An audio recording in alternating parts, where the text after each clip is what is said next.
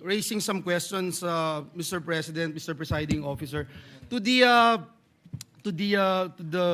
two parties, Mr. Presiding Officer, just for the guidance of the court, and I think it's important that we distinguish between two separate procedural questions. Una, kung dapat po bang i-produce ang hinihinging records, at pangalawa, kung ang mga records na iyon ay magiging admissible at kung anong evidentiary weight ang dapat ibigay sa kanila. So, let me start by asking our lead prosecutor, Congressman, to our dear Congressman, would it be correct, sir, to say that the issuance of a subpoena merely compels the production of records and does not by itself amount to a ruling that those records are admissible,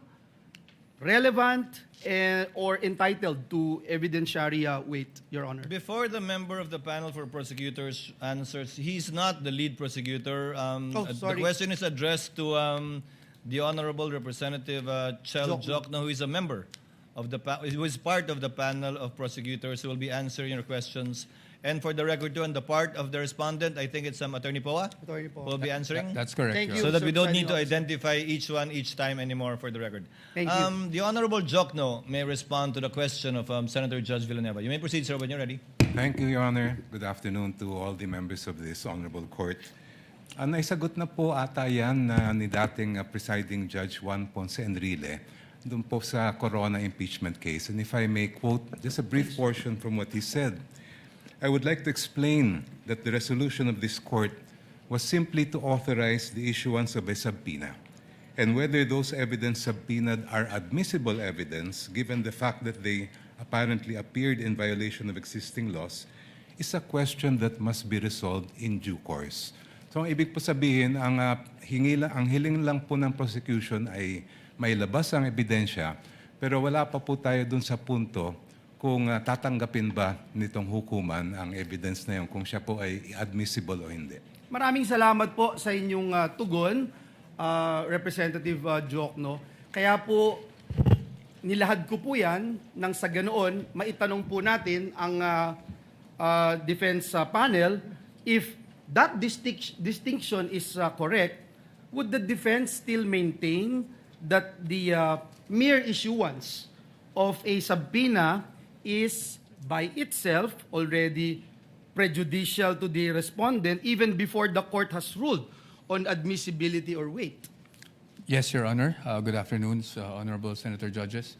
Yes, while we agree with the position of the prosecution na hindi pa naman pinag-uusapan ang admissibility sa puntong ito, what we are questioning is really yung subpoena mismo po. Dahil sa ating pananaw, ang isang subpoena, at hindi lang sa ating pananaw, but even under jurisprudence, meron pong requirements bago tayo makapag-issue ng subpoena para maging valid yung subpoena na yun. At yun po yung napag-usapan natin nung nakarang linggo na definiteness and relevance.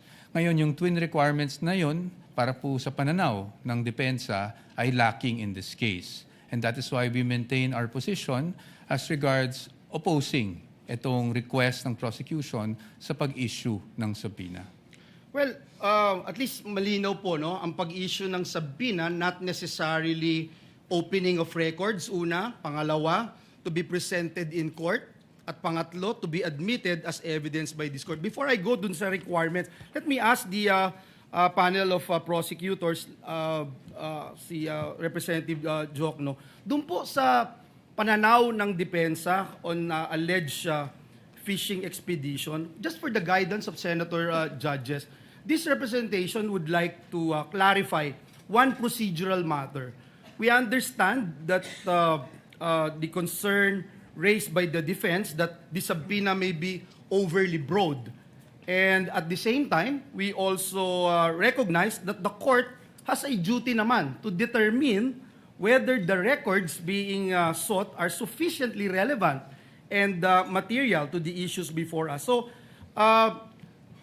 Representative Joke, no, maaari po ba ninyong ipaliwanag kung paano ninyo tiniyak na ang hinihinging mga records ay hindi po simpleng paghahanap lamang ng posibleng ebidensya o tinatawag na fishing expedition, kundi ito po ay mga partikular na dokumento na sa tingin po ninyo ay meron pong malinaw at direktang kaugnayan dito po sa mga articles of impeachment. Thank you, Your Honor. Ang hinihiling po namin sa mga subpoena ay kaugnay sa Article 2, which involves charges of unexplained wealth. Kung titingnan po natin yung mga jurisprudence pagdating sa unexplained wealth, klarong-klaro po na sinabi mismo ng Korte Suprema na kailangan makita yung buong larawan, hindi lamang po ng mga SALN na final ng isang lingkod bayan, kung hindi lahat ng kanyang kinita, both what we would call lawful and if there is, illegitimate income. Ang SALN po kasi ay parang snapshot lang po yan, year-end, kung ano yung mga assets, liabilities, and net worth ng isang government official. Ang ITR din po ay parang short video lang po yan ng mga transaksyon ng isang taxpayer sa kabuuan ng taon na yon. Makikita lang po natin yung buong larawan pag nailabas natin ang mga bank records.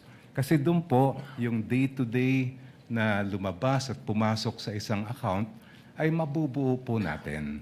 And in fact, in the case of DOF Rips versus Merencilia, ito lang pong portion ang babasahin ko.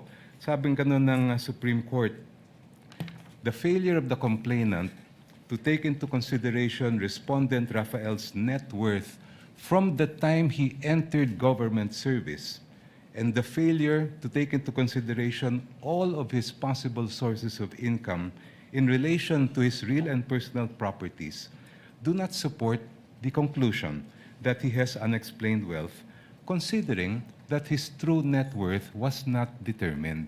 Ito po ay sabi ng Supreme Court, Ombudsman, hindi nyo nagawa yung inyong trabaho. Kaya ayaw po namin tumulad sa nangyari kay Ombudsman dito sa kasong ito. We want to see the entire picture. Kaya po namin hinihingi yung BIR records, pati yung mga bank records, and even the Anti-Money Laundering Council records para makita po natin yung buong story as far as both the assets, liabilities, and net worth are concerned, and the lawful, and if there is unlawful income acquired by the respondent. Last question no, sa prosecution. No? Sir, binanggit po kanina nung defense panel yung requirements which should be relevant and specific, and kinikilala po natin dito sa korte na yung subpoena is an important tool na available po dito sa impeachment court in the search for truth.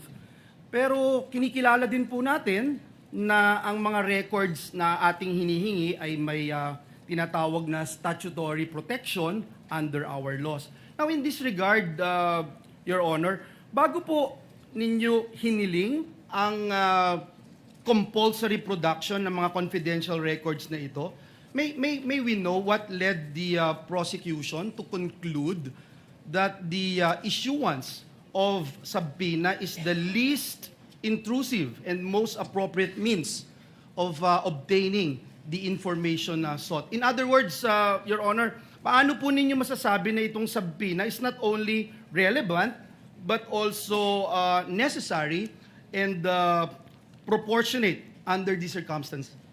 Ang subpoena po ang tanging paraan para makuha ng nitong hukuman ang mga kinakailangan po natin na datos at impormasyon at dokumento. At hindi naman po siya intrusive dahil tulad na nabanggit ko po kanina, ay hindi pa naman ito question ng admissibility. Ang kailangan lang ay ma-produce sa korte yung mga dokumentong hinihingi.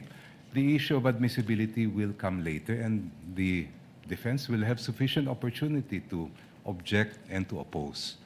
Ngayon po, as far as the particular records that we are requesting are concerned, ito ay nakabatay nga sa nabanggit ko pong desisyon ng Supreme Court na pag tinitingnan natin ang issue ng unexplained wealth, hindi lang po pwedeng snapshot ang titingnan natin. Kailangan mula sa unang araw ng paglingkod ng isang lingkod bayan, yung kanyang final na salin, lahat ng mga kinita niya, ay makita natin. And that will be shown both by the bank records that we are requesting to be produced, as well as the BIR and tax records that we are requesting. Thank you. Thank you very